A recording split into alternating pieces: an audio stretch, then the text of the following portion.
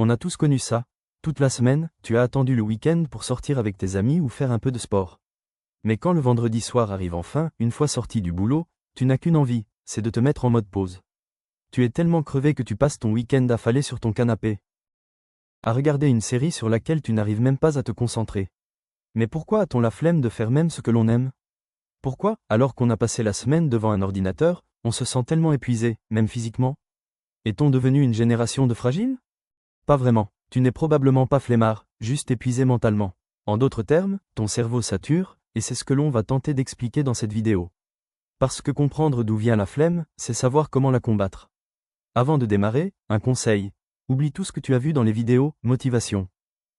La théorie de la charge cognitive a été introduite par John Sweller, un chercheur en psychologie de l'éducation.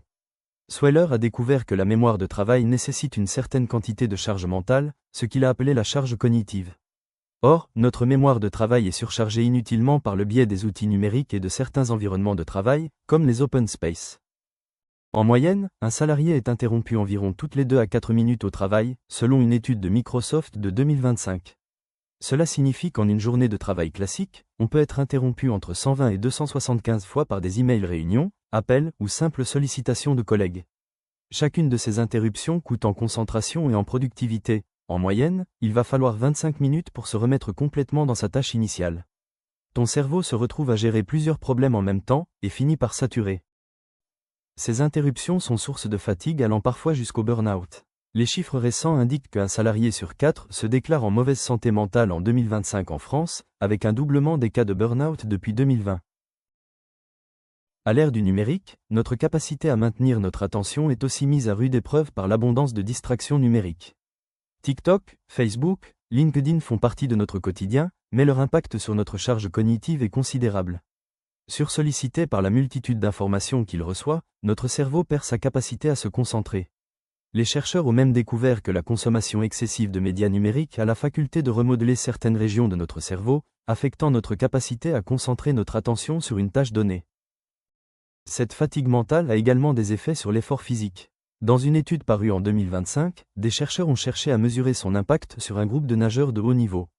À conditions physiques équivalentes, les chercheurs se sont aperçus que les nageurs ayant été sollicités mentalement réalisaient une performance moindre et se sentaient plus fatigués que ceux qui avaient été laissés mentalement au repos. Alors, comment lutter contre cette sensation de flemme qui nous envahit et nous empêche de mener nos projets à bien? Tout simplement, en facilitant la vie à ton cerveau et en lui faisant confiance. Sursollicité, ton esprit adopte des stratégies de défense, faisant le tri entre ce qui est vraiment important et ce qui ne l'est pas. Il se met en pause pour les micro-décisions. C'est pourquoi tu te retrouves à hésiter toute la soirée sur quel programme regarder ou quel menu choisir. Éviter certains efforts peut être stratégique et bénéfique. Dans un article pour The Conversation intitulé Why Being Lazy at Work Might Actually Be a Good Thing, la chercheuse Catherine De Volder propose ainsi une redéfinition de la paresse, distinguant la paresse véritable d'une gestion justifiée de l'effort. Avant tout le monde, Barack Obama avait parfaitement identifié cette problématique. En 2012, il déclarait « Je porte uniquement des costumes bleus ou gris pour minimiser mes décisions quotidiennes. Je préfère réserver mon énergie mentale aux questions importantes plutôt qu'à mes tenues ou mes repas. » Fais donc comme Barack Obama. Épargne à ton cerveau la torture de l'hyperchoix en limitant les micro-décisions qu'il doit prendre. Quand tu sais que tu vas traverser une période chargée, prépare à l'avance tes menus de la semaine, par exemple. Et limite les visionnages de contenus courts sur les réseaux. Si tu es épuisé mentalement, aucune vidéo motivation n'arrivera à combattre ta fatigue. Surtout, évite de te lancer dans une multitude de projets à la fois. Oublie ta to-do liste et concentre-toi sur ce qui est réellement important, sans culpabiliser.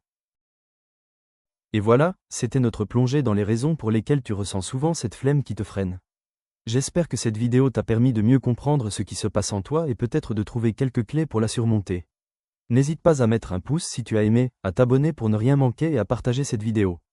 Laisse-moi en commentaire ton expérience ou tes astuces pour lutter contre la procrastination. Merci d'avoir regardé, prends soin de toi et à très bientôt pour une nouvelle vidéo.